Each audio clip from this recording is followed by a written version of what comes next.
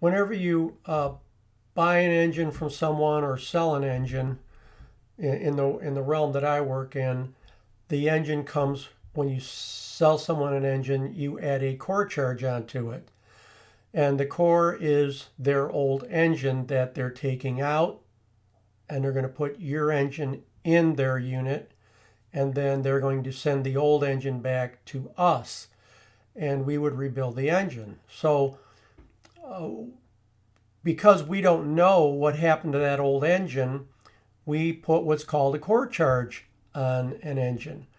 And typically what we do is we put a core charge high enough that we're going to be, number one, guaranteed to get the core back if we want it back. And number two, if there's more wrong with the core than we were told, we're able to not burn a hole in our wallet trying to rebuild the engine. An example of that would be someone tells you, oh yeah, I got an engine, it's running fine, it's just burning oil bad, and I don't want to get one that's completely rebuilt and I know is okay. So you get the core back assuming that it's running fine, just burning oil. And then when you take it apart, you find out that the main bearings are spun and the block is shot and the crank is shot. And so now you've lost, depending on what engine you're building, you've lost anywhere from $3,000 to about $15,000. You're behind the eight ball. So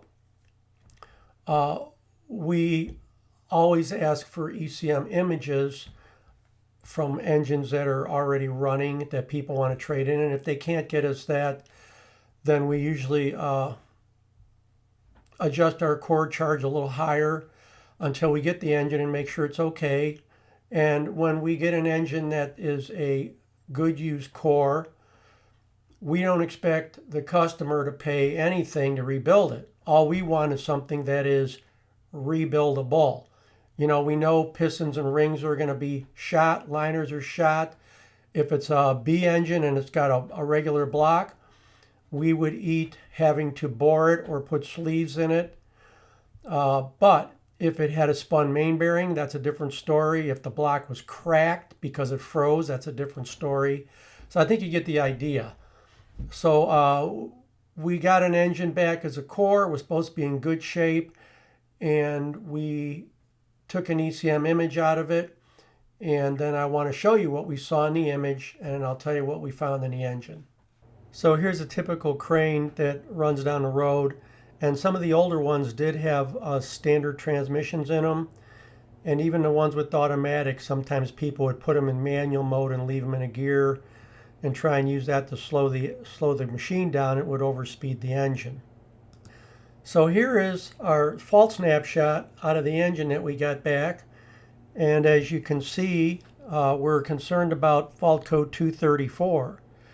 And that is a red lamp and its crankshaft speed position, data above normal, most severe level.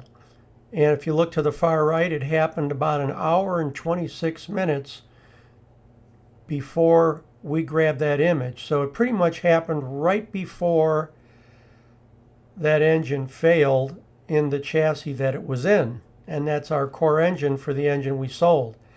Now, if you take a look down at the bottom, I pasted the snapshot from engine protection in. You can see that it's showing fault code 234, and the value is 4,011 RPM.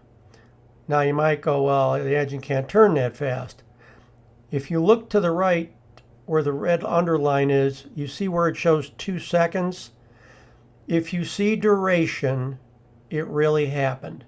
If you see all zeros there, it could have been a glitch, and I and most people wouldn't pay much attention to it, even though it's in engine protection. But whenever there's a timestamp for duration, that engine had plenty of time. The ECM had plenty of time to look at that sensor again and again and again and again. To us, 2 seconds is pretty fast. To the ECM, when you think about every knot that goes by that tone wheel, it had a lot of time to decide that that was a valid number. So the engine pretty much we think went 4,011 RPM. So what did we find when we took it apart? Well, we found spun main bearings and a spun rod bearing, and number one cylinder, the valves were bent.